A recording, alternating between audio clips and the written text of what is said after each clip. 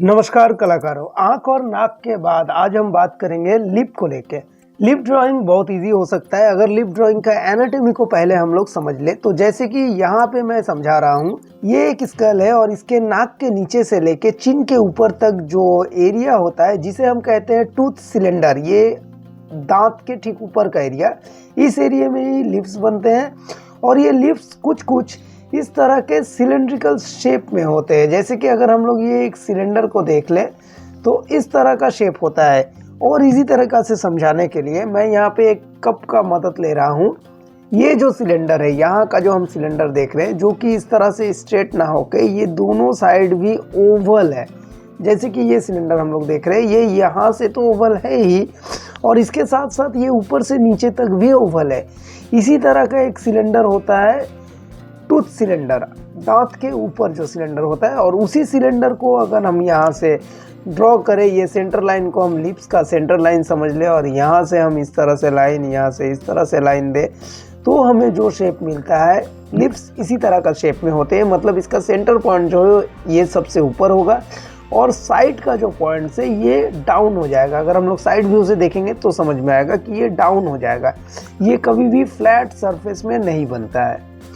अगर और आसानी से समझे तो एक लिप्स का ये जो सेंटर लाइन है, ये लगभग इस तरह का शेप का होता है जो कि अंदर का तरफ जाता है। और ये जो पोर्शन है ये सबसे ऊपर का पोर्शन है। इसी तरह से ये जब लोअर या अपर साइड में जाएगा तो भी ये ऊपर का तरफ जाएगा। मतलब ये सेंटर पॉइंट से ये अंदर जाएगा, ये भी अंदर जाएगा, ये भी अंदर जाएगा और ये भी अंदर जाएगा। ये पूरा जो शेप है ये एक बॉल का तरह, ये जगह आउटर पे है और ये सारा अंदर पे है।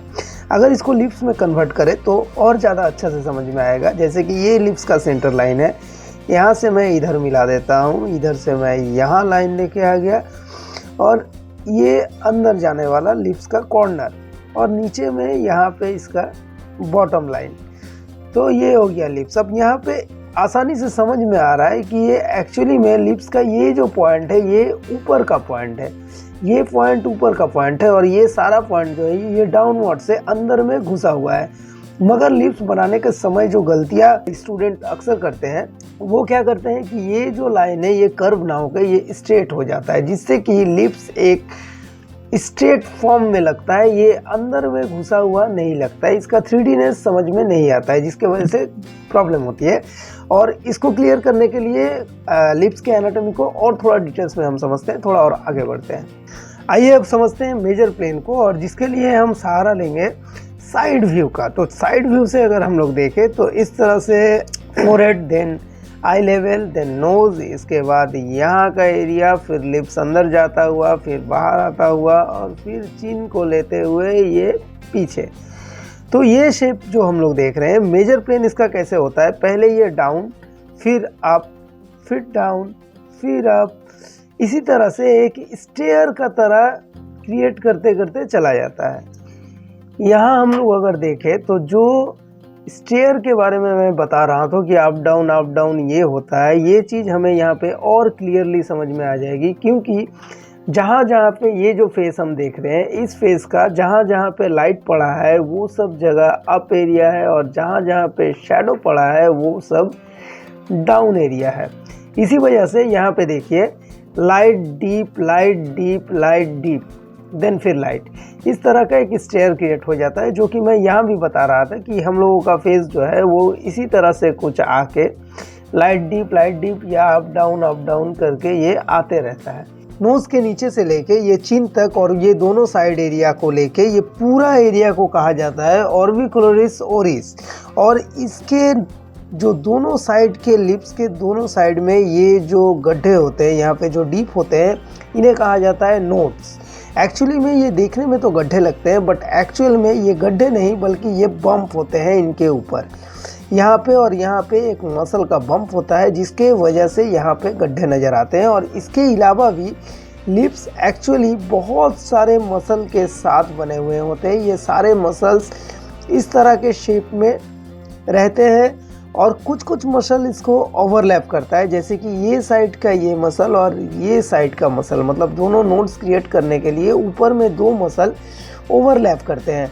और इतने सारे मसल यहाँ पे देने का रीज़न है ये क्योंकि लिप्स हमारा बहुत फ्लेक्सिबल होता है। इसको हम लोग कई तरह के शेप में इधर उधर मोड़ते हैं बात करने के समय या एक्सप्रेशन बताने के समय। इसी वजह से यहाँ पे इतने सारे मसल्स की ज़रूरत होती है और इन सब मसल के वजह से ही लिप्स बहुत फ्लेक्सिबल होता है। नेक्स्ट आता है माइनर फॉर्म्स। अपर लिप को हम लोग 3 हिस्से में बांट सकते हैं, वहीं पे हम लोग लोअर लिप को 2 हिस्से में बांटते हैं। और ये जो पांचों हिस्सा है, ये पांचों देखने में कुछ कुछ पीलोस की तरह, ये तकिए की तरह लगते हैं क्योंकि ये सारा बम्पी होते हैं, ये सारे में मसल्स होते हैं और ये फूले फूले लगते हैं, इसलिए ऊँट अच्छे लगते हैं देखने में। और ये हिस्से में से ये जो बीच का हिस्सा है ऊपर का लिप्स का, ये कुछ कुछ हार्ट का शेप का तरह बन जाता है जिसे हम कहते हैं ट्यूबिकल्स। अगर साइड व्यू से देखें तो हम लोग और अच्छे से समझ पाएंगे कि कौन सा मसल किसे ओवरलैप कर रहा है। जैसे कि हम लोग यहाँ पे देख रहे हैं, ये जो ट्यूबिकल है, ये ट्यूबिकल ओवरलैप कर दे रहा है लोअर लिप्स के इस मसल को, और लोअर लिप्स का ये मसल ये ट्यूबिकल को ओवरलैप कर रहा है, और ये ट्यूबिकल इस साइड के अपर लिप के इस जो मसल है, ये मसल इस मसल को ओवरलैप कर रहा है। इसके बाद हम लोग बात कर लेते हैं वैल्यू का। वैल्यू डिपेंड करता है डिफरेंट काइंड ऑफ लिप्स के ऊपर। नॉर्मली अगर स्किन टोन लाइट है, स्किन टोन अगर लाइट है तो फिर लिप्स का जो टोन होगा वो हो जाएगा डार्क, और वहीं पे अगर स्किन का टोन डार्क है, स्किन टोन अगर डार्क हुआ तो फिर ऑपोजिट हो जाएगा, लिप्स का जो टोन है वो हो जाएगा लाइट। तो इस तरह से हम लोग वैल्यू देखते हैं कि अलग अलग स्किन के ऊपर डिपेंड करके अलग अलग वैल्यूज होते हैं। और इसके अलावा भी अगर लिपस्टिक लगा हुआ है होंठों में तो भी वैल्यू डिफरेंट हो जाता है, जो कि हम लोग शेडिंग के हेल्प से दिखा सकते हैं। और इसके बाद हम लोग लिप्स को देखते हैं कि वो काफ़ी चमकीला लगता है, लिप्स में ग्लॉस आता है। इसका जो कारण है, ये कारण 2 है। एक, लिप का जो स्किन होता है वो स्किन थोड़ा सा स्मूथ होता है, और दूसरा हमारा लिप्स मॉइस्चर होता है, इसमें हल्का सा भीगापन रहता है, जिसके वजह से इसका जो ग्लॉस है वो ग्लॉस नॉर्मल स्किन का सरफेस के कंपैरिजन में काफ़ी ज़्यादा होता है। अब माइनर फॉर्म्स की कुछ और डिटेल्स के बारे में बात करते हैं। जैसे कि हम लोग जब लिप्स बनाएंगे और लिप्स में जो हम लोग शेडिंग देंगे, वो शेडिंग किस हिसाब से देगा वो भी डिपेंड करेगा उसके शेप के ऊपर। जैसे कि ये अपर लिप है और यहाँ पे अगर हम लोअर लिप करते हैं तो फिर लाइट एंड शेड जो आएगा वो हमेशा जो डार्क एरिया है, वो डार्क एरिया हमेशा होगा ये क्रीज। ये जो सेंटर का दोनों लाइन जो जॉइंट होता है इसे कहते हैं क्रीज। ये जगह में हमेशा डार्क टोन होगा। इसके अलावा ये जो अपर लिप्स है, अपर लिप्स का यहाँ पे एक कोर होता है, इस कोर में होगा डार्क टोन। यहाँ भी हम लोग डार्क टोन देंगे।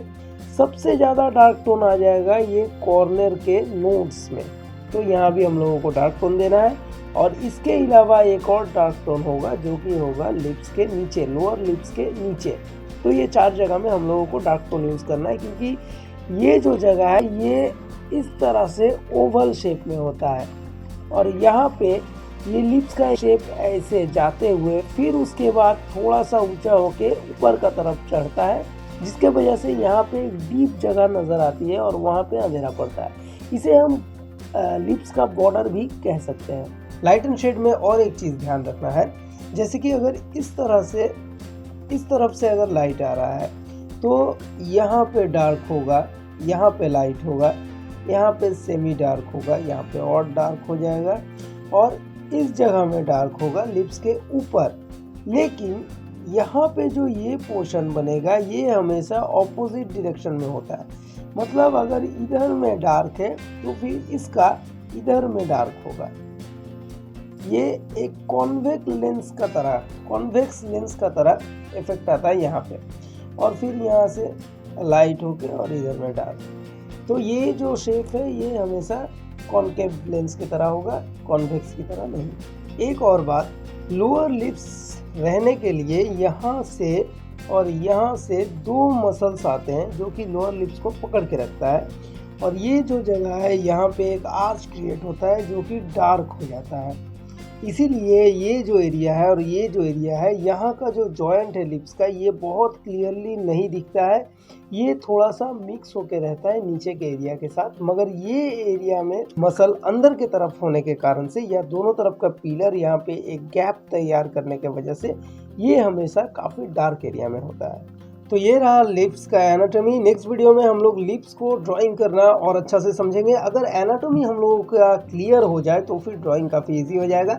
और आप लोग कमेंट करके बताइए, एक नया सेक्शन मैं शुरू करने जा रहा हूँ, कमेंट सेक्शन। आप लोगों का कमेंट का आंसर देते हुए वीडियो, तो ज़्यादा से ज़्यादा कमेंट कीजिए, वीडियो शेयर कीजिए और वीडियो अच्छा लगे तो लाइक और सब्सक्राइब जरूर कीजिएगा। मिलते हैं अगले वीडियो में, तब तक के लिए बाय।